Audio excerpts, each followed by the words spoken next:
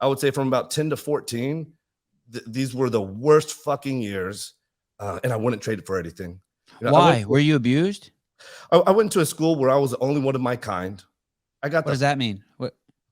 Well, I was the only white kid in fucking school. Okay. And what city was that in? San Antonio. Okay. Yeah. So here's the deal. I was so fucking little. I ended up graduating middle school. I think at 14, I was still under 5 foot. And I got the shit kicked out of me almost every fucking day.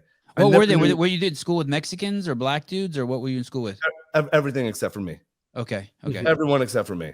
There was one other kid I ended up making friends with in 7th or 8th grade. His name was Paul Chalk. And I oh my God, it was the best to have someone else who could, but this guy had figured it out. This guy kind of knew how to blend in. You wouldn't really necessarily know that this guy was a white guy like me.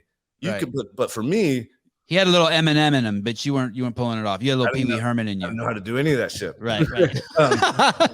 And then when my mom, she had this boyfriend who gave us gave us his kids' clothes, some hand-me-downs. And for the first time ever, I remember going to school. I was like, everything's going to change. I'm wearing these Red Wing boots, these cool Guess jeans. I'm going to look like them and I'm going to fit in. And all of this fucking hazing and I would walk to class and not know where the punch is coming from. And I would just wake up after the bell rang. No shit. It was that bad all the fucking time. And I don't know what schools are like now, but kids had guns in schools and the teachers would never break up the fights. Cause if you broke up the fight, you would get the fucking shit kicked out of you if the teacher breaks up the fight. This stuff just went on. My first day of school, this guy's named Felix Sanchez. I'm thinking this guy's like, he looked like 30 years old. This guy. He probably was 10 or 11. He's got a mustache and everything. And this was like slow motion. And I remember him spitting a loogie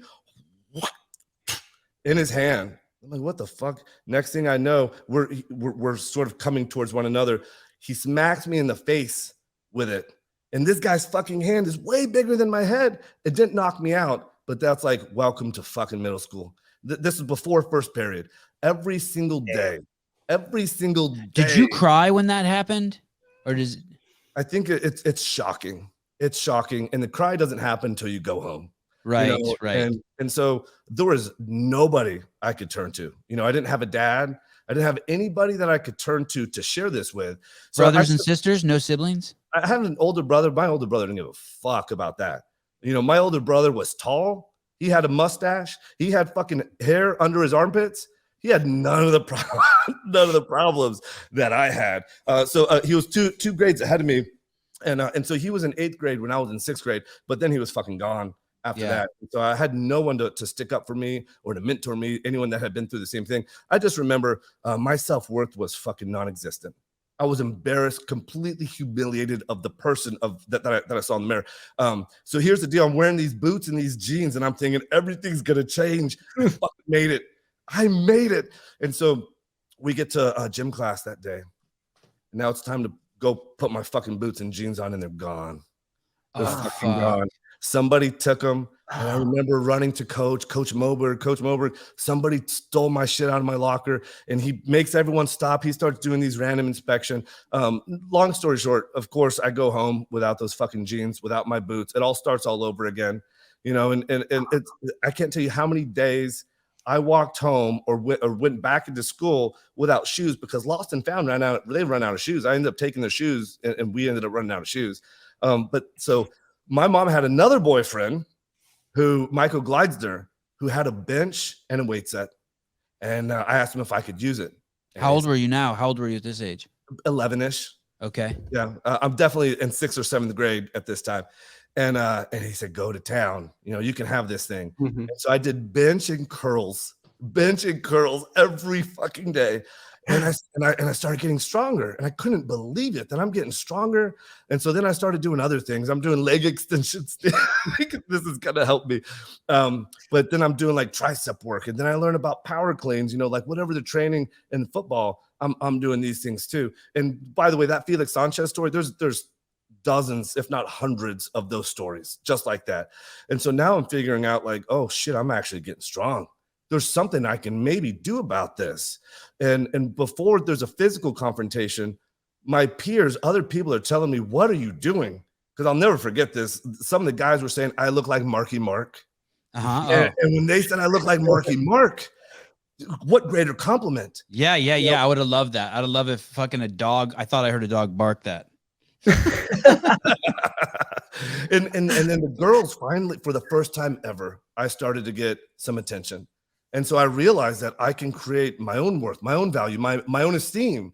This set me on this trajectory where I realized I could become anything. This was my rite of passage.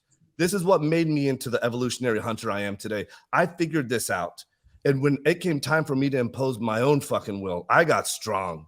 And when I realized how strong I was, and now nobody wanted to fuck with this guy, all I had to say is, let's fucking take it outside. Not one time did anybody want to take it outside.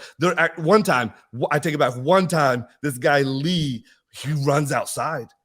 Before I'm even done saying, let's take it outside, he runs outside, and I'm thinking, fuck, this guy's serious. Like, he must know something. And I'm thinking, I got myself into it. Let me fucking handle it. I get outside. He's not there. I go to one other place. He's not there. Anyways, I go back in the building, and he's fucking hiding in the building. And so one time I thought someone would get, but the thing is, you can build to strengthen yourself. Right. And you can become anything. And when you have this strength, this is alpha virtue number one of men across time and space is strength. And you need to strength enables all other values to even be possible. Right. Strength enables mastery, honor, courage, generosity, integrity, anything. You got to be alive to philosophize. You got to have a breath in you, strength of a breath to be alive to do anything. So I think when I figured out this part of my life, I'm like, man, I can do anything with this now.